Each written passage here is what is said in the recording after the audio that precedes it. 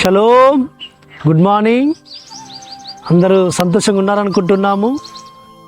మన రక్షకుడు యాశ్వామిస్త నామమున మీకు శుభములు పలుకుతూ వస్తుంటున్నాం. అనుదిన కృపలో భాగముగా ఈరోజు లేఖన భాగము సామెతల గ్రంథము 3వ అధ్యాయములో 12వ వచనంలో, తండ్రి తనకిష్టుడైన కుమారుణ్ణి గద్దించు రీతిగా యెహోవా తన్ను ప్రేమించు వారిని గద్దించును. అవునా, పరమ తండ్రి మన యొక్క జీవితాలలో మనల్ని ఆశీర్వదించడానికి కొరకు, దీవించడానికి కొరకు, మనల్ని మేలుతో నింపడానికి కొరకు పరమతండ్రి ఏం చేస్తుంటాడంటే సరైన మార్గం నడిపించడానికి కొరకు ఆయన మనల్ని గద్దిస్తూ వస్తుంటుంటాడు. మనం మన పిల్లల్ని గద్దిస్తుంటాం.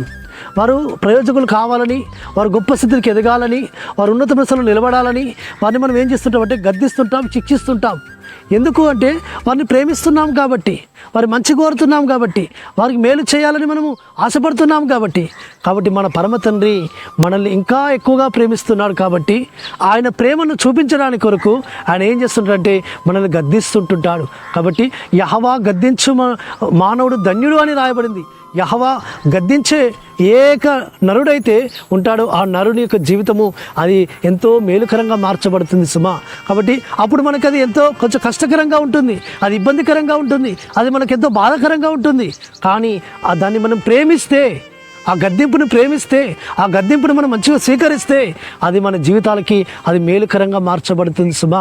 కాబట్టి యెహోవా గద్దించే నరుడి యొక్క జీవితము ఆశ్చర్యకరమైన విధానంలో మార్చబడుతుంది, అద్భుతమైన విధానంలోకి వెళుతుంది సుమా. కాబట్టి యెహోవా ఎందుకొరకు గద్దిస్తారంటే మనము సరైన మార్గంలో నడిచి ఆయన చేత మేలు పొందుకోవాలని, ఆయన చేత మనం నడిపింపడాలని ఆయన మనల్ని గద్దిస్తుంటుంటాడు. కాబట్టి ఆయన గద్దింపును విసుకోవద్దు సుమా, ఆయన గద్దింపును తృణీకరించవద్దు సుమా.